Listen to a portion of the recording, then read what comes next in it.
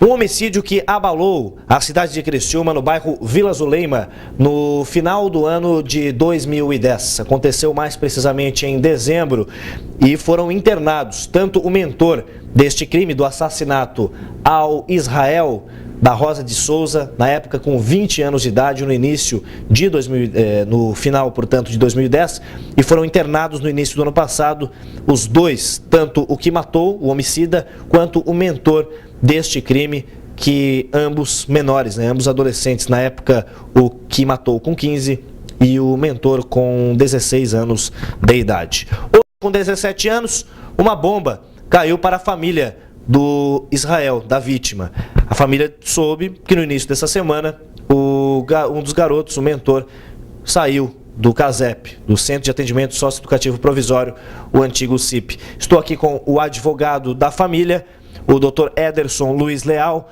Dr. Ederson, como é que a família recebeu, após um crime de realmente alto nível de comoção à sociedade e apelo também social, a essa situação? Até porque a família esperava por uma justiça que não parece ter sido cumprida. Afinal, um ano após ele já saiu do CASEP, o mentor deste crime. Boa tarde, Zanini. Boa tarde aos telespectadores. A família, obviamente, recebeu com muita consternação essa notícia que ocorreu na terça-feira, da progressão do regime de internação deste adolescente. A família encontra-se desde a morte do filho não mais em Criciúma, em razão da perda desse ente querido, E, obviamente, ainda está imbuída de sentimentos aí realmente de uma grande injustiça. Mas foi uma decisão judicial, deve ser respeitada, e a decisão judicial não se discute uma vez tomada, e sim estamos estudando eventualmente a possibilidade de recorrermos dessa decisão. A vontade da família, qual é? A vontade da família seria que a decisão da aplicação da medida fosse cumprida integralmente, o que de fato não ocorreu. Certo, então a informação é de que aquele que teria sido o responsável pela morte, que aconteceu a desavença entre ele e o Israel, não é mesmo? Este saiu, o outro, até segunda ordem, permanece internado. Segundo amplamente divulgado pela imprensa e até onde eu tenho conhecimento, segue internado. Doutor, como é que aconteceu toda a situação? O senhor pegou esse caso imediatamente, do Israel, já tinha atendido, defendido, uma família, por exemplo, de uma vítima de homicídio em outras oportunidades? Não, este foi o primeiro caso, eu fui procurado pela família semanas após a ocorrência do homicídio e estudei as possibilidades antes mesmo de aceitar o caso. Aceitei o desafio, mesmo porque conheço a família de longa data, e é o primeiro caso onde eu atuei como assistente, de certa forma, de acusação, representando a família. Explica pra gente essa situação de atuar como assistente, como assim, doutor?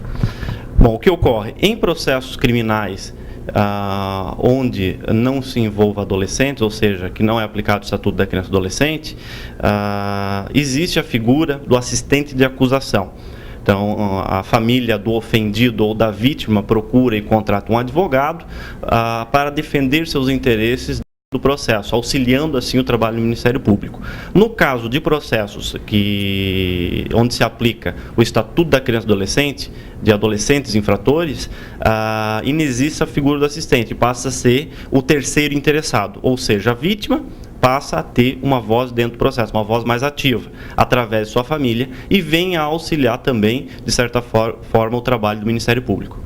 Em casos de homicídio, quando são adolescentes, não acontece da mesma forma, por exemplo, um júri popular, não é mesmo, doutor? Correto, a informação está correta. Em crimes praticados por adolescentes ou menores, no caso de homicídio, eles não são submetidos ao tribunal do júri, porque o adolescente ou o menor, como colocaste, ele não recebe uma condenação, e sim uma medida socioeducativa, que está prevista no próprio Estatuto da Criança e Adolescente. E isso acontece em tribunal, acontece em uma sala fechada? Como é que acontece esse tipo de situação, a medida socioeducativa?